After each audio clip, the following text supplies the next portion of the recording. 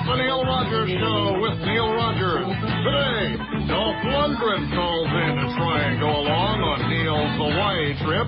Schmoozing callers try to nibble their way into the studio. And Mike Wolf screws up the news.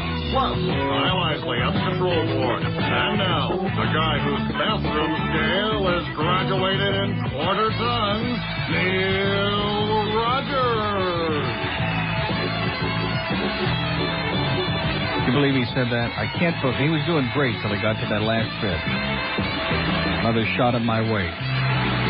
Well, I don't feel so bad because Mike Spindell was in the building this morning, and when Mike walked down the atrium, the sign over the front door that says Tilt lit up in Technicolor. And if you're wondering what we're going to do today, as a matter of fact, is a preface to the Stan Major with Michael Talbot show. We're going to pick on Mike Spindell for 4 hours.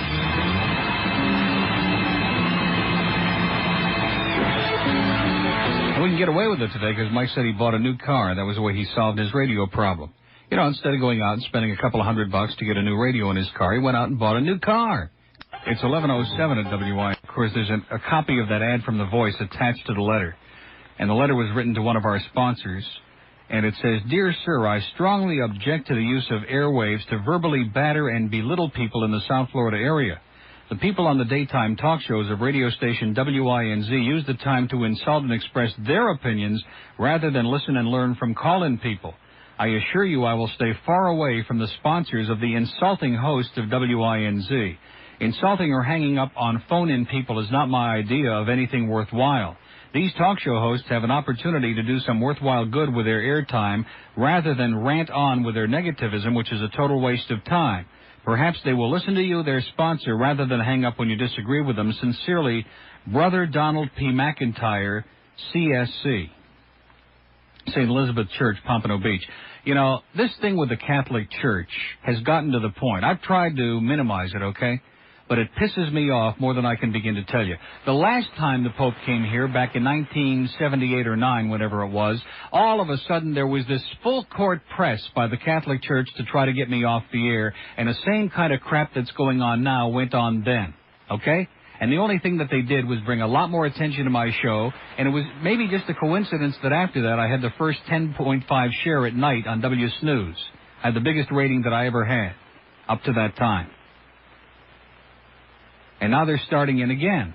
And isn't it a coincidence that it's just prior to the Pope coming here next month again that the Catholic Church has decided? Now, see, a few months ago when Mike Spindell and I were raising money for the Camilla's House and for starving people on the streets, a lot of which went to specifically Catholic charities, that was okay. Then we were wonderful guys, and we have all kinds of letters in the file from Brother Paul at the Camilla's House and from all kinds of other people at these charitable organizations thanking us for raising about whatever it was, $30,000 or whatever we were able to raise, whatever we were able to squeeze out of the people of South Florida for people who are starving on the streets.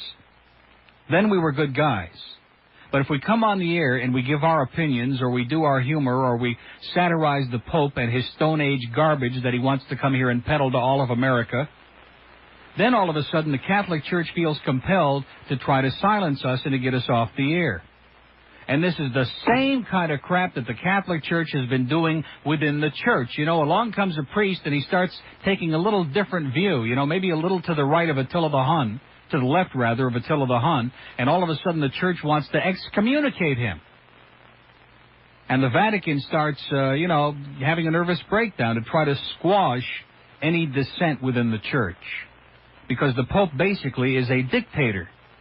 And the Pope is dictating Stone Age garbage and is probably responsible for more suffering in the world than any other individual today. With all of this unwanted birth, all of the overpopulation in the predominantly Catholic countries.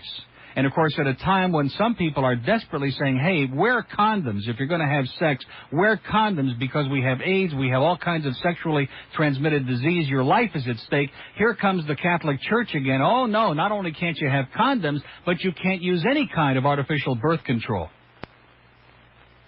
Preaching the same guaranteed suffering. And at a time when we have so many of the priests dying from AIDS, here comes the same church preaching their homophobic crap that they've been preaching for centuries. Their hypocritical homophobic crap.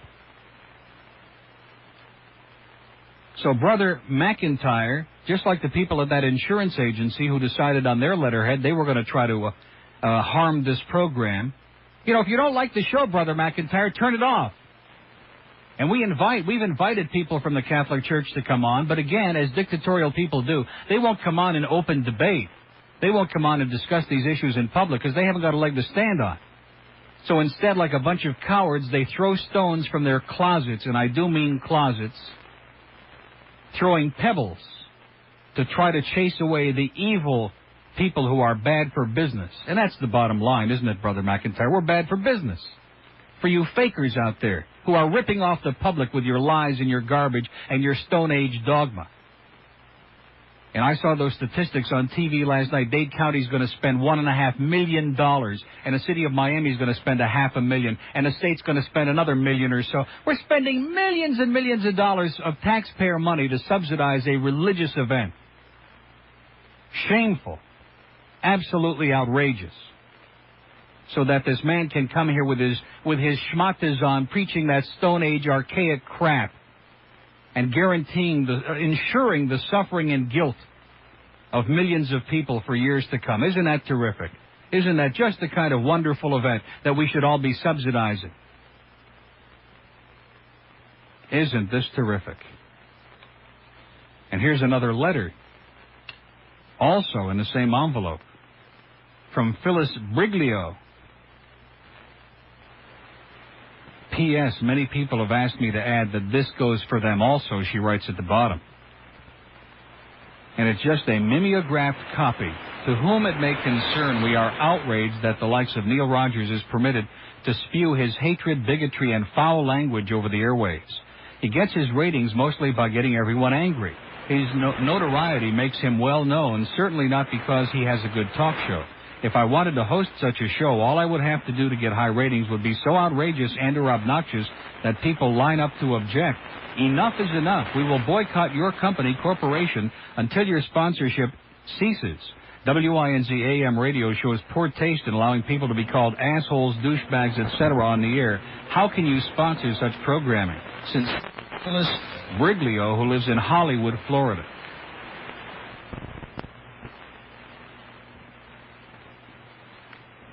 I don't see any phone number on the letterhead of St. Elizabeth Church in Pompano Beach, but I guarantee you they got a phone.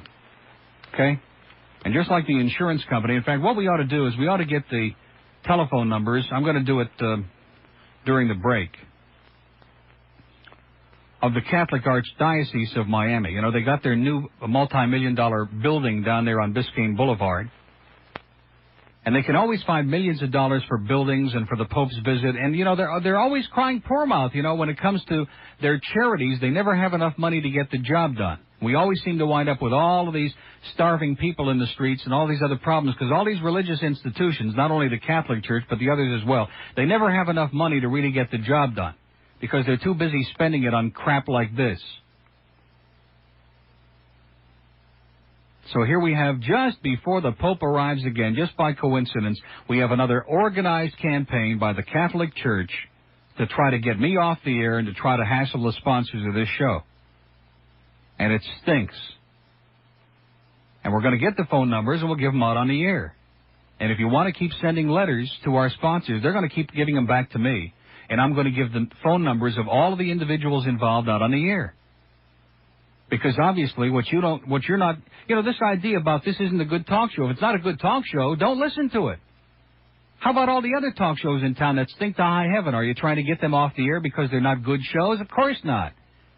So long as they don't trample on your business, so long as they don't say things that bug you, then you're not going to do anything, right? Who ever heard of such nonsense? And these people are now in a feeding frenzy. They just can't help themselves. Here's the number now for St. Elizabeth Church in Pompano Beach. And you people up in Pompano Beach, you ought to be ashamed to live in such a Neanderthal community. Over the years that I've been in this town, I'd say about 90% of this kind of harassment that we've gotten comes from Pompano Beach and that general area. 941-8117. And maybe you'd like to talk to Brother McIntyre or some of the other wonderful, loving religionists up there at St. Elizabeth Church who think that it's within their purview to dictate what's going to be on the air and what isn't. what we have the right to talk about and what we don't. And by the way, Brother McIntyre, they do pay me to give my opinions. That's the whole idea of this or any other talk show. And as far as listening and learning from call-in people, we take dozens of calls on this show every day. Now, as far as guests were concerned, we would have been delighted to have anybody from the Catholic Church to come on the show, but you folks wouldn't come on here. You were busy cowering in the closet, Brother McIntyre.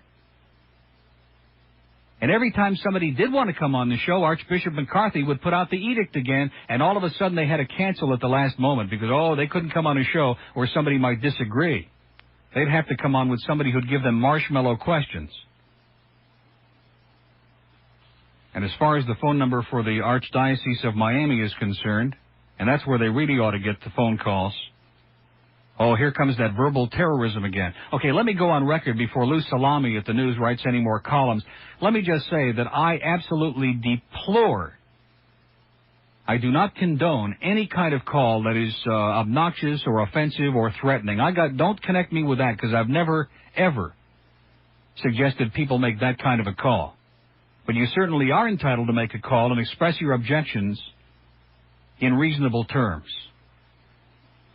The number for the Catholic Archdiocese is 757-6241. Is that the Miami number? 757-6241. And the Voice that printed this ridiculous ad with a list of our sponsors and suggesting that, doing everything possible to harm this radio station, the number of the Voice, which is the newspaper of the Catholic Church, is 758-0543. 758-0543.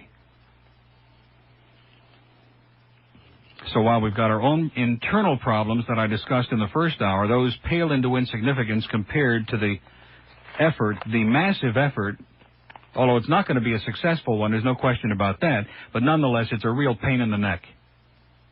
And it's outrageous. And it would be really interesting if somebody would have the balls to get up in church this Sunday in one of the Catholic churches, or if a whole bunch of people would have the guts to get up in church this Sunday and speak out against this. Let them practice their religion. Let them preach their kindness and brotherhood and love and compassion and understanding and helping people who need their help, not trying to silence people or take away First Amendment rights from people who happen to disagree with them and who happen to have the courage to come on the air and expose them for the fakers that they are.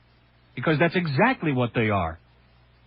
And all of these ridiculous queens cowering in the closet down there at the Archdiocese, you ought to be ashamed of yourselves. Instead of participating in an effort to silence me, you ought to be speaking out against the archaic, the garbage kind of crap that your church is preaching, the kind of hatred that your church is preaching against people who desperately need help and compassion at this time. Unbelievable. A disgrace. And when the hell does it stop? It never stops. Never stops. Just like, we have little groups that are trying to stop what's going on with the church right now and all this money that's being spent. Do you think that they're going to have any chance of winning? No way. Because what the church wants, the church gets. And if they want a couple of million from the state, they want $1 million from the county, they're going to get whatever the hell they want. And that's the way it is. They're used to getting their way. Here's the Broward number for the Archdiocese. 525-5157 and 525-5776.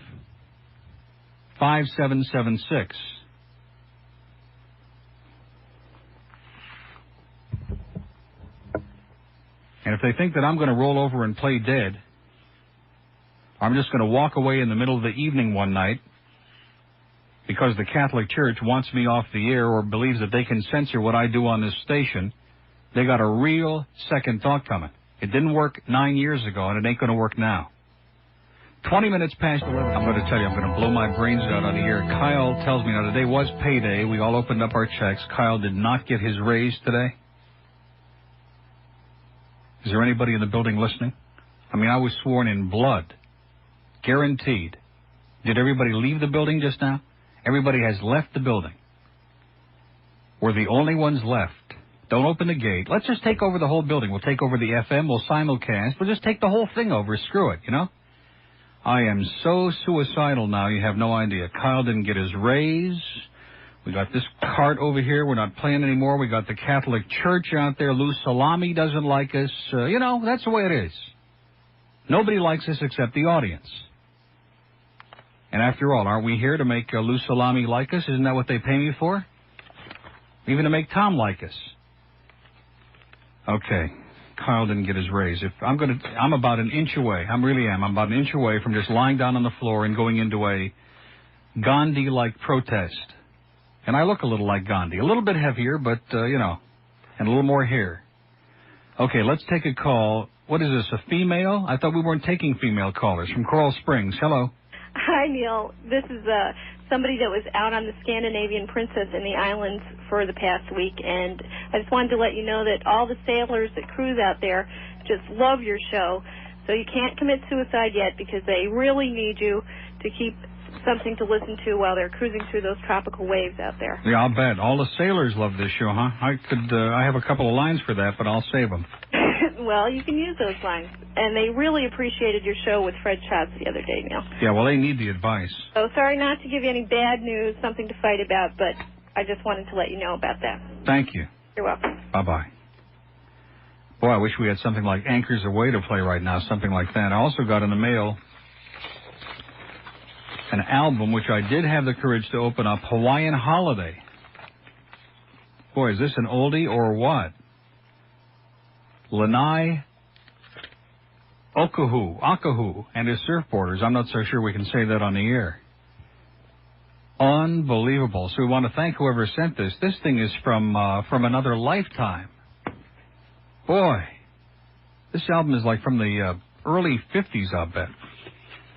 It's on Bravo Records, and it doesn't even have a date on it. Like maybe from the 40s even. Boy, this is terrific.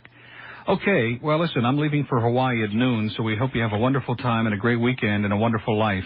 Let me give those numbers again. For St. Elizabeth Church and Brother McIntyre in Pompano Beach, the church number is 941-8117. And, if they want to play the game, it's a free country. They can write all the letters they want, and if that's what they're going to do and we get a hold of them, we're going to come on the air and we'll play it too, And we'll see who's got more people on their side. When some anonymous dingbat writes a letter and says, P.S., many people have asked me to add that this goes for them also, why don't they send their letters too, if it goes for them? I mean, what kind of a statement is that? It's like saying, well, I speak for myself and 80 million other Americans by saying whatever, The number for the Archdiocese in Miami is 757-6241. The Voice, which has printed this disgusting ad, and I can't even believe that they would print this ad, but nonetheless, they chose to go ahead and do it on behalf of this pseudo-organization in Pompano Beach, Committee to Promote First Amendment Rights and Obligations.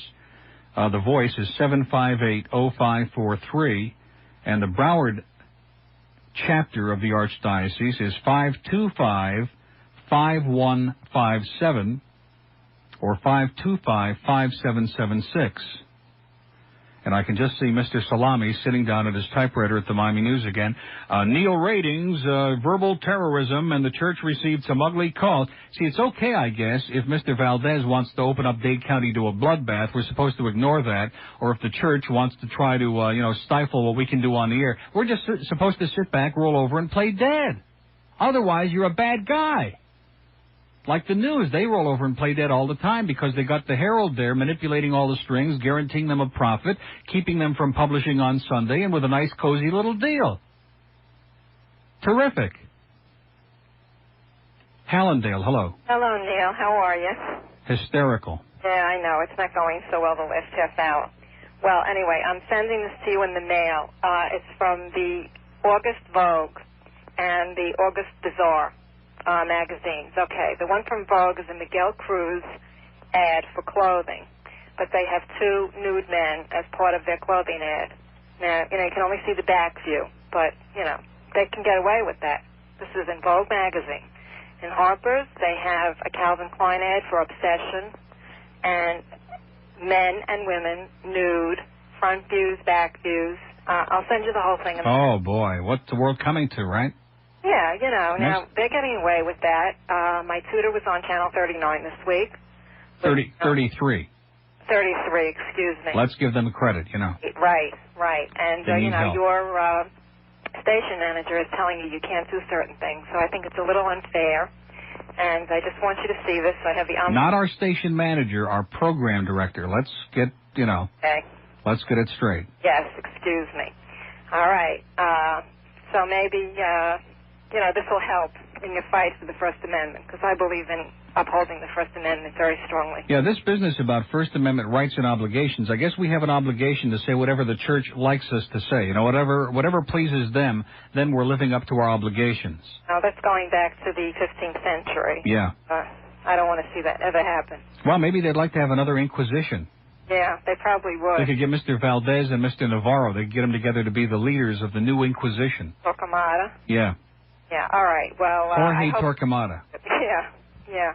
Could you just give me the zip of the station, please? Sure, 33055. Okay, you'll probably get it Monday, because I'm going to mail it today. Well, I'd like to get it Monday. Okay. Okay, thanks a lot. All right. Bye-bye. The pub's moved out. 11:30 at WINZ, Fort Lauderdale. Hello. Hello, Neil. Yes, sir. One of your supporters that talked to you a little while ago about the protest that he suggested you have. I think maybe you ought to go even further than that and have a silent period for, say, 4 hours times 6 days times 10 weeks or something like that, and really, really rub it into them real good. Yeah, right. Sure. I mean, that would really, increase the standing of the station, I think, too, at the same time. Yeah. Okay, well, have a wonderful life, sir. Miami, hello. Hi, Neil. How you doing? Great. Okay, now you realize that those mung-brain douchebags that you've got for bosses there have no sense of humor at all. Now, they're the ones you've got to worry about, not the FCC and the So Far campaign. The FCC at least has a sense of humor, don't No, I don't think the FCC has any sense of humor, but I also at the same time don't see them doing anything, and all I see them doing, like when they received the ruling the other day on the fairness doctrine, all they're doing is backing away from previous positions. In fact, I read an article the other day that said all they're waiting for now is a formal petition in court to challenge the April ruling, and they're just waiting for an opportunity to back away from the whole thing. Because they realize how vague and ambiguous and unenforceable it is, and yet there are still people running around like nervous Nellies, changing their underwear every 5 minutes. Oh, gee, well, this is objectionable, and this is in poor taste. Who defines what's in poor taste? I mean, when somebody is talking about oral sex or Michael Jackson, well, he didn't really do it, but that spoof on masturbation, those things are not in poor taste. They're part of real life. And when somebody satirizes something that's in real life, to me, that's not in poor taste. Has your management told you that they've received 69 letters just like the FCC? No. Don't say 69, 68. Now, that showed you that they've got a sense of humor. Yeah, there's only a little word coming down from on high like Ed Meese or something like that. The rest of the bureaucracy in the FCC could care less about this stuff. It was a half-hearted attempt by that one man you interviewed. He had no real concern over this. He was just following orders, and he wanted to keep his paycheck. Yeah, well, he got a promotion shortly thereafter, so we can see where he's coming from. They know that this is just BS and political stuff. Yeah. Okay. Oh, also, on all this stuff that you throw away every day that comes in the mail, couldn't we have some sort of a lottery? You could cross out the names to the innocent and raffle this stuff off. I'm sure it'd be pretty. No, I'm going to give it to the St. Elizabeth Church raffle for their next bazaar.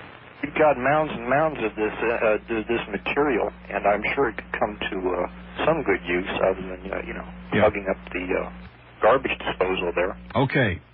Thanks a lot. Okay, the bag will be in the mail to the Salvation Army. The screen says a minister in Pompano. Hello.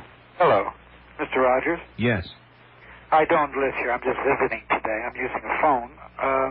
Well, that always helps. Yes, of course. I must admit that some things you say and play make me flinch. However, I do very much appreciate what you are doing for the community, because it seems to me you're the only one who is voicing a more or less objective opinion, because the first thing that I am concerned with is a constitutional form of government, and I see the possibility of that eroding here in Dade County. I also feel that people ought to be very, very much aware that you are the only voice. I was not aware of this bilingual issue, and until you brought it up, I happened to be listening to your show one day. I think it's important that there is someone who is saying what you are saying. I know this sounds incredible coming from me, but even Christ said what he wished to say, and he was not for censorship in any way. Yeah. And then a study of his life depicts this and illustrates this. I feel that once... Well, you know, I see this intolerance going on again all over the country. We have a reawakening of it now. Up in Jacksonville, they're giving a station up there, WAPE, an absolutely horrible time. And again, that move is led by the religionists, the church, all having a nervous breakdown because they don't like what the morning guy is saying, and they find this in poor taste. Who the hell ever gave the church the right to be censors for all of society? If people want to listen to something, if people want to watch it, they'll do it, and let the church go mind its own damn business.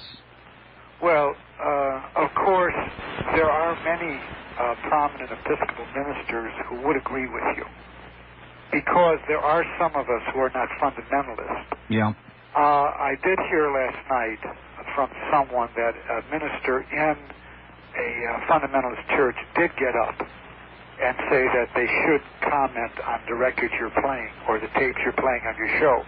So your station must be aware that this is a small group of what, as you term it, religionists, who are fundamentalists. Most Christian religions of the older variety, if that could be stated such as religions, will tend to allow the society to act as they act and will try not to impose their will.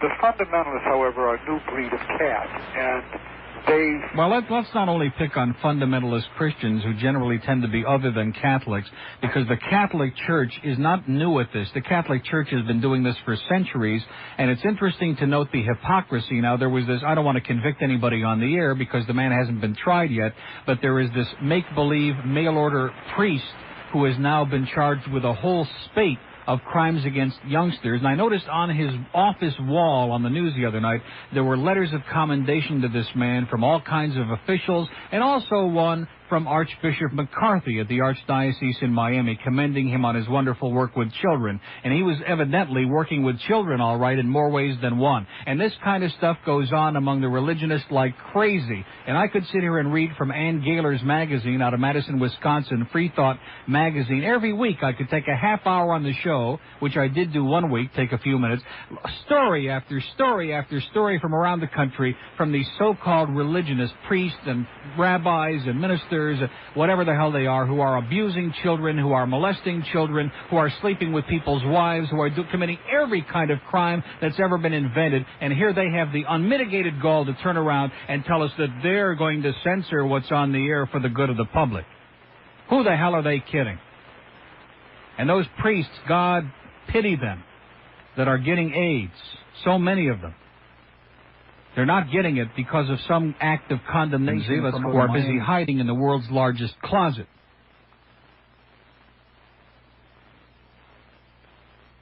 You know, it's bad enough to be a hypocrite, and it's bad enough to be a coward, but to be part of an organization that speaks out against your very own existence, and to stand up in public and to be so hypocritical as to puppet the same crap, and to mouth it and be their marionette. I mean, you've got to have no self-respect at all, which is probably why there's such a high alcoholism rate among the priesthood.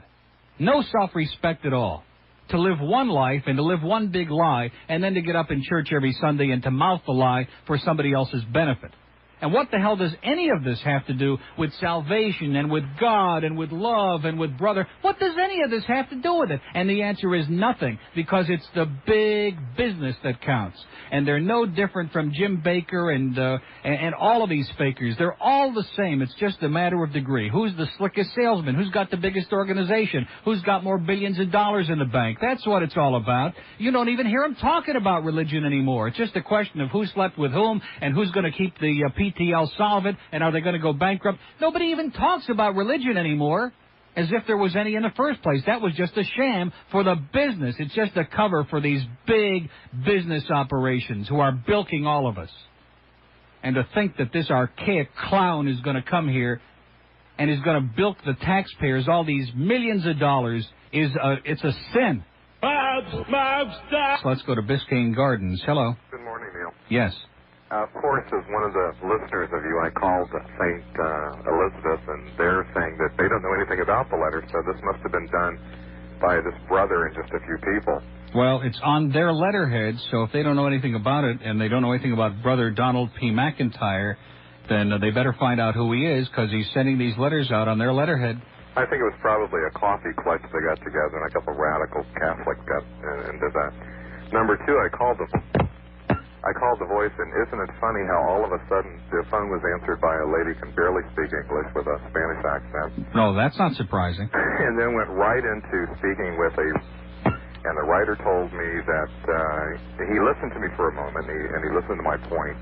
And then he went on to say that he had to go, and I could not resist, and I know what you said, don't be rude on the phone, but I couldn't resist saying something to the fact that after writing things like that, I bet you have to go a lot of times. Neil Rogers training. Yeah. And also potty training. And also, three, wasn't it the Catholic Church that exited a lot of the Nazis out of Rome to Argentina?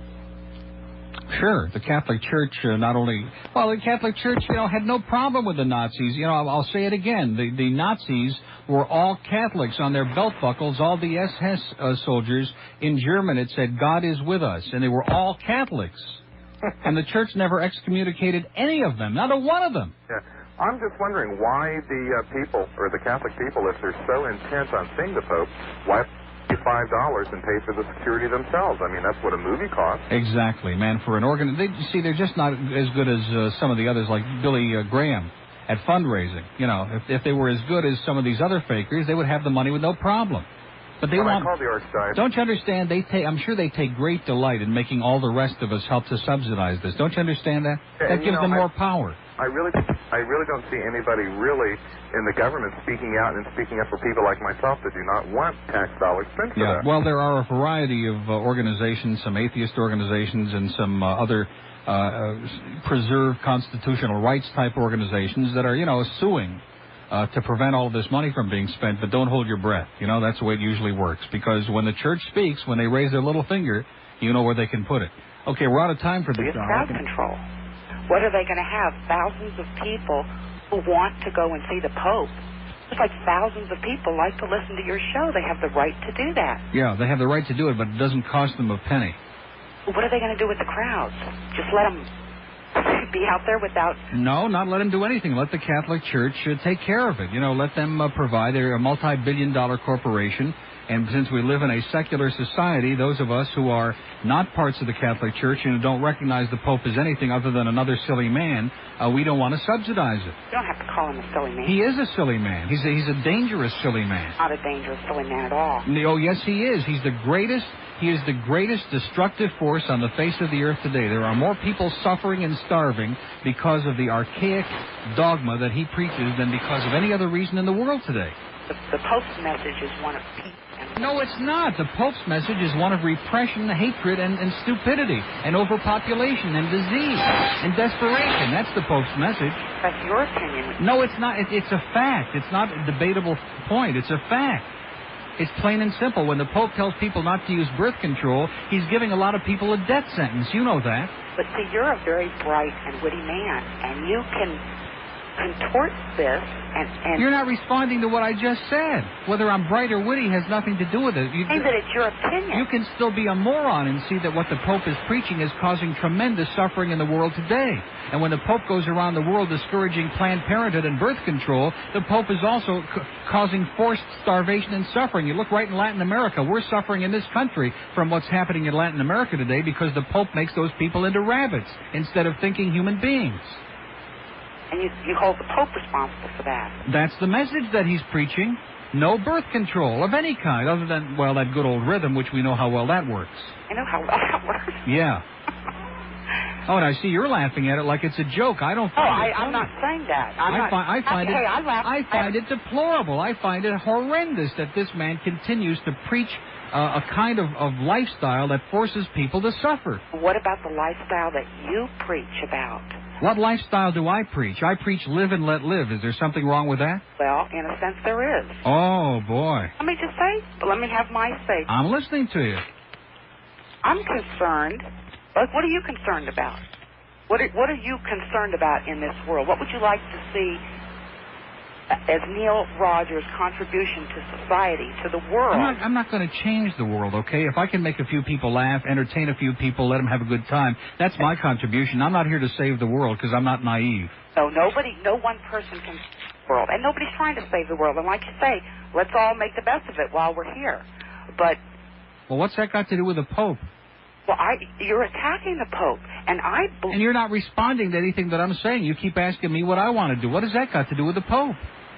The Pope is a very powerful individual with billions of dollars behind them at the head of a tremendously influential corporation. Why doesn't he do something positive? Why doesn't he make people think? Why doesn't he help people, educate people instead of keeping them in the dark ages, instead of constantly condemning people? I believe that the Pope his message is one of peace and love. I think that he believes that, or at least I think this, I'm not positive, but what the message I get from the Pope is that he wants us on this planet to help one another. Oh, yeah, love. That's why he wouldn't let Cardinal O'Connor go to Jerusalem, that he had to go to Tel Aviv because I don't know as much about the Pope is so political, he's afraid of offending the Christians and Muslims, in Jerusalem. So, that's as far as the Cardinal could go. You said something earlier. I don't know about the person you just spoke about. And that's also why the Pope refuses to recognize Israel, which also is conducive to love and peace and understanding. Well, you were saying earlier about the criticism about his visit with Waldheim. Yeah. Okay. The Pope even went into prison to see the man that shot him. So what about it? So in other words, wait a minute. The Pope can forgive somebody who committed an act against him, but the Pope is not in a position to forgive somebody who was responsible for killing hundreds of thousands of people. He's not in a position to dispense that kind of forgiveness. Jesus Christ. Forget about Jesus Christ. The Pope is just another guy with silly pants and a dress on. He's not Jesus Christ. He's a guy. To you, he is. No, he is, period. Ma'am, it's not a subjective kind of a thing. The Pope is a human being. He's flesh and blood. Right. And before all of a sudden they put, there's the new schmata on his head, he was just another cardinal, just like all the other ones, just like Stan Musial. Let me ask you something. Why do you think all these thousands of people are going to flock over there to see him? Do you think the Catholic priests... For the same reason as if Ollie North came marching in Miami, thousands of people would flock to see him, because people are groupies, that's all. People have been brainwashed. Well, I think you're a little bit more guilty of brainwashing than any... Not in the least bit. You don't want to respond to You don't want to respond to anything that I bring up. Whether it's Yasser Arafat or Pinochet, or whether it's Kurt Waldheim or any of the worst terrorists on the face of the globe. The Pope never met a right-wing fascist that he didn't like. How come that is? I believe that the Pope would go and see anybody. Yeah, okay, ma'am. I believe that too. Maybe he can give communion to Chuck Manson and Ted Bundy while he's here. He's going to be in Florida. Might as well go see Ted. And forgive me for all the sins. 24 past pigs. As a matter of fact, he was in 1984. He went to one of the South American countries, and they were building in Venezuela some mobile healthcare units that were costing about $250,000 a piece. They used to put them in rural areas where they treat minor injuries and, small break bones and stuff like that. As I said, every unit was for about $250,000. They could have those things there in places where you don't have clinics, you don't have hospitals. Well, one of the people who, from the news media, did something very similar to what you guys just did over there. Took a very, kind of objective ballpark figure of what it cost to bring the Pope to Venezuela. For 3 days he stayed there. And he came out with the conclusion that we could have had 20 of those units built and sold. But instead we had the Pope down there. Yeah, right. And that's very sad. It is pathetic. What can I tell you? On the other hand, to a lot of the people who call on your show or listen to your show, probably it will be very difficult to believe that when you call and wait your turn to talk, all they ask you is what city you're calling from. Right. His God doesn't have any idea if you're going to be agreeing with you or disagreeing with whatever you say. That's right. I don't believe in screening calls, and I don't believe in that contrived crap that they do on some shows where they try to egg the caller in. Oh, it's a lot more exciting if you disagree, you know, that kind of crap. We don't put on a stage show here for the audience. We just let people call in, whatever they say, you know, as long as it's interesting.